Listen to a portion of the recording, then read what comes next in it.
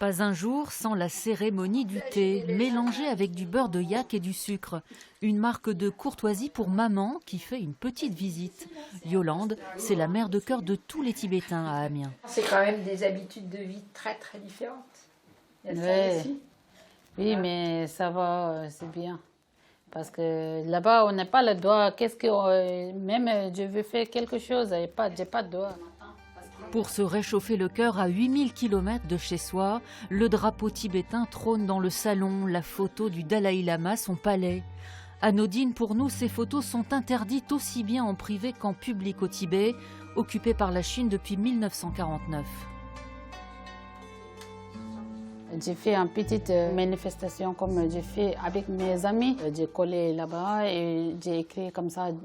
Il faut inviter Dalai Lama ici. Pour avoir collé ces affiches, vous étiez en danger au Tibet? Oui, c'était danger. Nous, on est allés dans la nuit pour coller. Le lendemain, ses amis sont conduits en prison. Si Sonam reste, ce sera son sort à elle aussi. À pied, elle quitte le Tibet sans son mari, ses 5 enfants, juste avec quelques bijoux.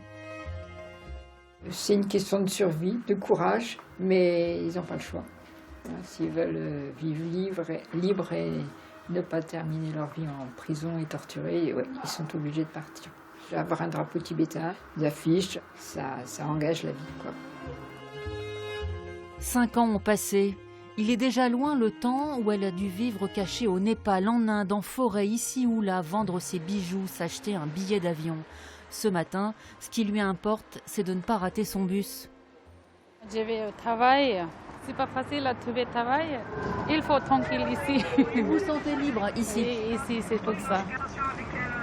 Sonam n'a pas été longue à apprendre le français. Ça va, tout va bien? Oui, ça va. Ce restaurant asiatique a été le premier à répondre à la dizaine de CV qu'elle a déposés. Heureuse de travailler, certes, mais sans avoir l'esprit libre pour sa famille, pour qui elle craint des représailles. Ils sont en Inde maintenant. Et mon frère et ma soeur sont tous en Inde. Ils ont tous fui le Tibet? Ils ont tous quitté le Tibet, plus le Tibet, parce qu'ils ne se laissent pas tranquilles. Des fruits. Des fruits. Fruits, prononce bien. Fruits.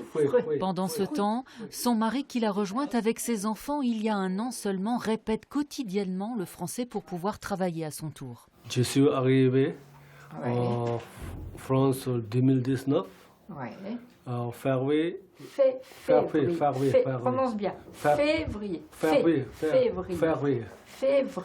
Oui, ils s'intègrent quand même facilement avec un courage. Et quand on passe d'abord d'où ils viennent et ce qu'ils ont vécu avant, et puis au changement de culture, de mentalité, c'est considérable leur adaptation. Quand on habite le toit du monde, on s'adapte à toutes les situations, certes, mais dans les yeux, comme il semble inatteignable son Tibet, où il ne pourra jamais retourner. Le peuple tibétain demande juste à voir le Dalai Lama. Nous voulons vivre notre religion librement, notre culture librement. Sonam et Takla espèrent que la 2e génération pourra un jour rejoindre le Tibet, qui n'a d'autonome que le nom. En attendant, la famille et sa double culture retrouvent la paix ici. Merci beaucoup. Français country, beaucoup. Merci beaucoup.